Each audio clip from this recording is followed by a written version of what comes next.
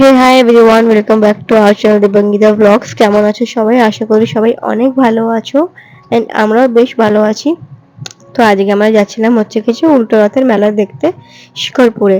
যেখানে গেছিলাম রথের দিনকে, সেখানেই আজকে আবার যাচ্ছি রথের মেলা দেখার জন্য।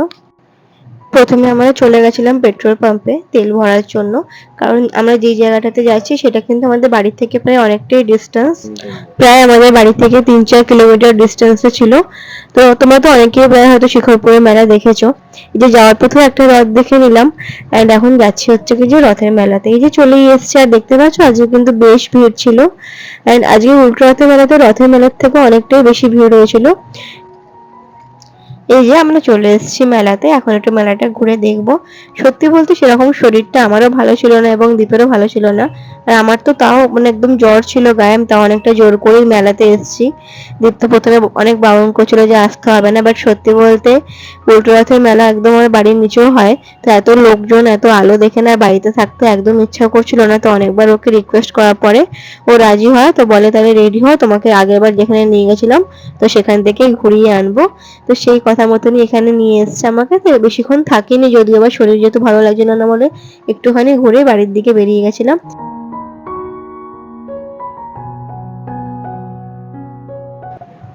তারপরে আমরা ওখান থেকে মেলা থেকে বেরিয়ে ওই সাইডে আরো একটা মেলা বসেছিল ছোট মতন, যেখানে সমস্ত রকম দোকান বসেছিল।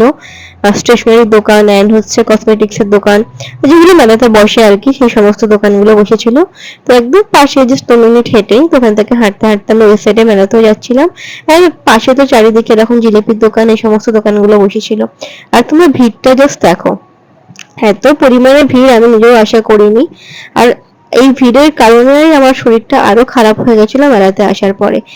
এত ভিড় হবে এটা আমার আইডিয়ার বাইরে ছিল। যাই হোক, যেহেতু আজকে উল্টো রথ, হয়তো যারা সোজা রথও ঘুরতে যেতে পারেনি তারা হয়তো আজকে বেরিয়েছে ঘুরতে।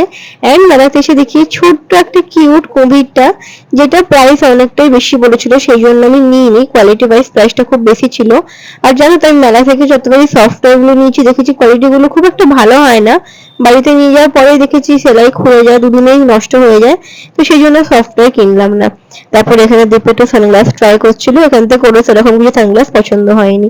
বাট তাও পরে পরে দেখছিল, বাট যেরকম অ্যাকচুয়ালি খুঁজছিল সেরকমটা এখানে একদমই পাইনি। ও বললো অন্য কোথাও যদি অনলাইন থেকে পায় তাহলে ওখান থেকেও নিয়ে নেবে। তারপর এখানে কিছু দোকানেরও ঘুরে ঘুরে দেখছিলাম, অনেক ধরনের দোকান বসেছিল। তো সমস্ত কিছু ঘোরাঘুরি করার পর আর শরীর ভালো লাগছিল না, খিদেও পাচ্ছিল। তো ওই জন্য ভাট্টা থেকে বেরিয়ে এখন আমরা যাবো কিছু একটু খাওয়া দাওয়া করতে। দীপকে অনেকবার জোর করলাম, বাট ও কিছুতেই খাবে না। তো আমি খেয়েছিলাম ওখানে 1 প্লেট চিকেন মোমো।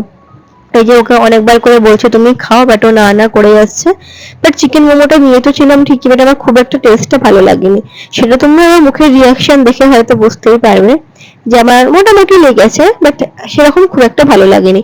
দীপ বলছিল তুই মেলা থেকে এর থেকে বেশি টেস্টি খাবার আশাও করিস না, কারণ মেলাতে খাবারগুলো কিছুটা এরকমই খেতে হয়। যাই হোক, অন্তত পেটটা ভরে গেছে, এটুকুই শান্তি। দেন এখন ভিড়ভাট্টা থেকে বেরিয়ে চলে যাচ্ছি বাড়ির দিকে। আর তোমরা এই জাস্ট রাস্তাটা দেখো, তোমরা যদি বলো তো তোমাদেরকে যদি কেউ একাই রাস্তায় ছেড়ে দেয় তোমরা কি করবে? এন্ড এই রাস্তাটা দিয়ে আসার সময় আমি জাস্ট দেখে অবাক, এত পরিমাণে অন্ধকার। দুধারে কিন্তু ছিল একদম ওই চাষের জমি, আর মাঝখান দিয়ে এরকম সরু রাস্তা। একটাও কিন্তু স্ট্রিট লাইটও ছিল না এই সমস্ত রাস্তাতে। আর যাওয়ার সময় একটা শুধু বড় বাড়ি দেখতে পেলাম, বাড়িটা খুব সুন্দর দেখলাম, অনেকটা বড় বাড়ি। আর চারিদিকে দেখছো কি এরকম ঘুটঘুটে একদম অন্ধকার। তোমরা কি রাস্তায় কখনো একা আসতে চাইবে কমেন্টে অবশ্যই কিন্তু জানিও।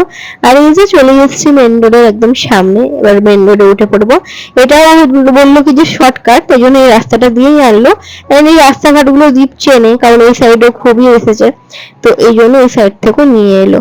যদিও এটা সেফ, তোমরা করে ভেবো না যে এতটা অন্ধকার বলে আনসেফ, ওখানে কিন্তু বাড়ি ঘরদর রয়েছে, তো সেই জন্যই ওখান থেকেই এনেছে। আর এখান থেকে এসে দেখছি যে ওই সাইডে যে রথের মেলা বসেছিল দাসপাড়াতে, সেই রথটা মাসির বাড়ি থেকে ফিরছিল। তো সেই জন্য দেখতে পাচ্ছ কত পরিমাণে এখানে ভিড়, লোকজন। এখান থেকে আমাদের গাড়িটা ঘুরিয়ে নিতে হয়েছিল, তারপরে চলে গেছিলাম আমরা জিলিপি কেনার জন্য। মেলাতে ঘুরতে আসবো, জিলিপি কিনবো না তা কি করে হয় বলো? এখানে দেখলাম একদম গরম গরম জিলিপি গুলো ভাজছিল।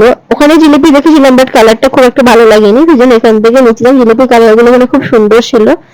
সেখান থেকে কিছুটা জিলিপি বাড়ির জন্য কিনে নিলাম, আর কিছুটা জিলিপি নিয়ে ওখানে দাঁড়িয়ে খেয়েছিলাম, যেহেতু একদম গরম গরম জিলিপি আমার খেতে ভীষণ ভালো লাগে।